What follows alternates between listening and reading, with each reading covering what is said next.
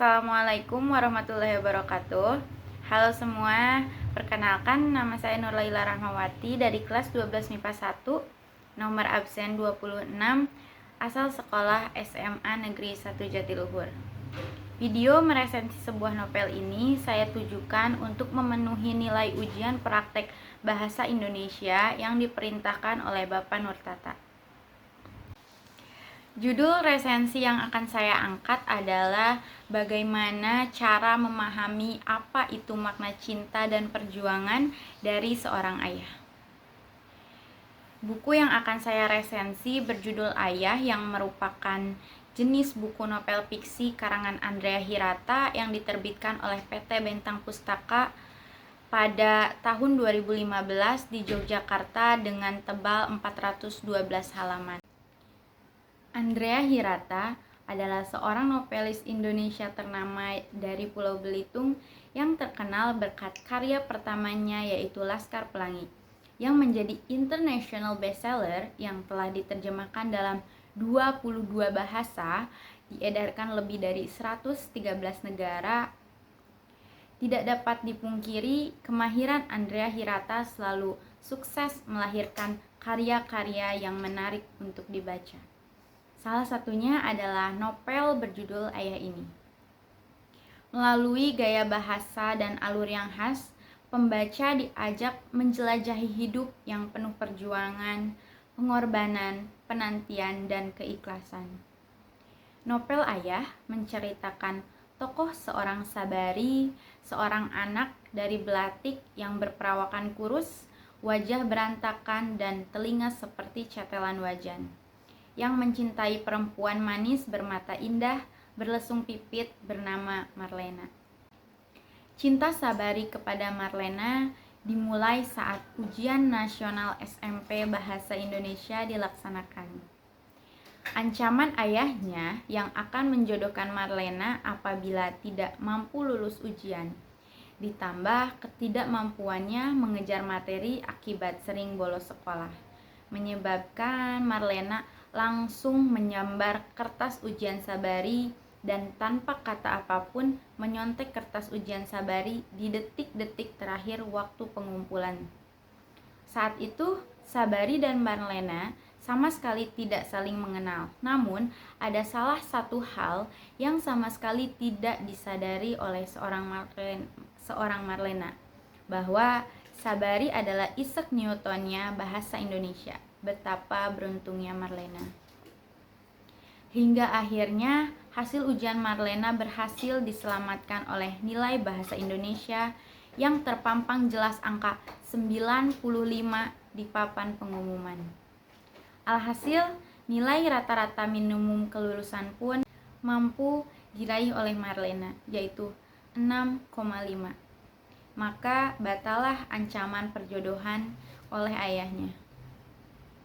Memasuki kehidupan SMA, Sabari yang awalnya memandang cinta adalah sebuah racun yang manis dan penuh muslihat, tiba-tiba menjadi sosok Majnun dan gila cinta kepada Purnama ke-12, yaitu sebutan Sabari untuk Marlena karena selalu membuatnya tersenyum merinding saat menatapnya.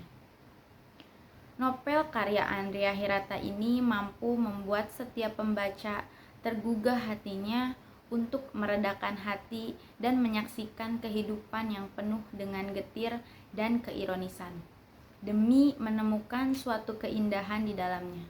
Karena bahwasanya hidup adalah soal perjuangan dan penantian, bukan kemenangan yang merupakan makna yang terkandung dalam novel ini. Pada akhir kisah, diceritakan Sabari mengikuti lomba maraton untuk kedua kalinya. Rencananya, piala yang didapat akan dipersembahkan kepada Zoru, putranya yang terpisah selama 8 tahun. Namun, sayangnya Sabari yang sudah tua dikalahkan oleh pelari-pelari muda dan sehat lainnya. Walaupun begitu, Sabari tidak menyerah. Ketika para panitia dan penonton telah bubar, Sabari tetap melanjutkan lomba lari tersebut tanpa sepatu, Akhirnya dengan kaki yang penuh darah, Sabari menyelesaikan lomba lari itu yang sepanjang 40 km sendirian. Seluruh Belitung terkagum-kagum padanya. Seluruh radio menyiarkan berita tentang Sabari. Bahkan tenarnya Sabari melebihi juara lomba pada saat itu. Sungguh, Sabari adalah seorang ayah yang sangat menyayangi putranya dan rela melakukan apapun untuk putranya. Dalam hal percintaan, memang Sabari tidak merasakan romansa yang indah dengan Marlena. Namun, cintanya sangat tulus dan berharap Marlena bahagia dengan segala pilihannya.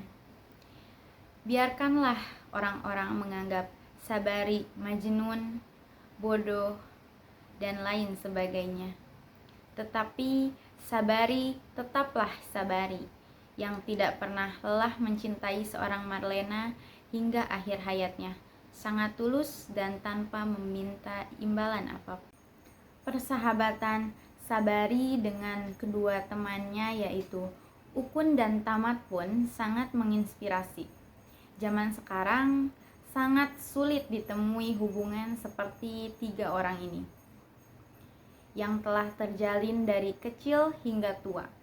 Dua sahabat yang rela menjelajahi dan mengarungi seluruh Sumatera untuk menemukan Sabari dengan belahan jiwanya, yaitu putranya yang bernama Joru. Andrea Hirata berhasil membuat para pembacanya tersihir dengan kalimat yang puitis khas dan sedikit nyeleneh untuk terus membaca dan menyelesaikan buku ini hingga akhir. Tak hanya itu, dalam beberapa bagian terdapat lelucon yang membuat pembaca terhibur. Banyak kejadian dalam hidup yang meski menyedihkan tetapi tetap kita tertawakan dan ambil hikmah serta pelajarannya. Itulah yang disebut seni mencintai hal-hal sepele. Begitulah yang dituliskan dalam novel ini. Novel ini menggunakan gaya bahasa yang mendayu-dayu untuk percakapan sehari-hari. Seperti membaca buku zaman dahulu atau buku sastra lama, padahal latar waktu yang diambil novel ini sudah memasuki zaman yang bisa dibilang lumayan modern. Ditambah dengan beberapa kata khas Belitung yang membuat beberapa pembaca bingung dengan kata tersebut. Sehingga sedikit aneh jika menggunakan kalimat baku untuk percakapan sehari-hari.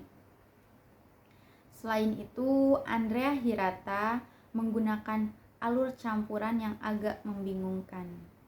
Pembaca akan merasa babak awal tidak saling berkaitan dan berhubungan, sehingga perlu memahami secara perlahan hingga akhir cerita dan membacanya ulang untuk benar-benar memahami garis waktu yang diambil dalam novel ini. Novel ini mengajarkan pembaca tentang nilai-nilai sosial seperti pantang menyerah, tekun, berpikir positif, menghormati orang tua, dan setia kawan, yang dimana di masa modern ini kian memudar. Buku ini sangat cocok untuk dibaca oleh semua kalangan, khususnya para remaja, pemuda-pemudi yang ingin memahami definisi cinta dan kehidupan. Definisi cinta dan kehidupan dalam contoh nyata, karena kisah ayah ini adalah cerita nyata. Para pembaca akan dibuat kagum dengan sisi melankolis yang dapat diresapi dalam kehidupan nyata para tokoh dalam novel ini. Suasana Belitungnya pun sangat terasa kuat. Novel ini juga dipenuhi dengan nilai-nilai budaya Indonesia yang patut diperjuangkan dan dipertahankan. Tetapi di dalam novel ini terdapat beberapa deskripsi yang terkesan lebay. Misalnya ucapan terima kasih Sabari yang telah berhasil menyanyikan lagu di sebuah radio. Hal itu sampai membutuhkan sekitar 2 halaman. Sebenarnya terasa tidak mungkin penyiar radio akan membiarkan sosok songong memberikan ucapan terima kasih yang sangat konyol itu. Kadang-kadang hal seperti ini membuat alur cerita kehilangan kelogisannya. Amanat yang dapat diambil dari novel ini adalah: pertama, mencintai itu bukan soal menang atau kalah. Mencintai saja sudah cukup. Itulah perasaan cinta dari seorang Sabari kepada Marlena dan Zoru anaknya.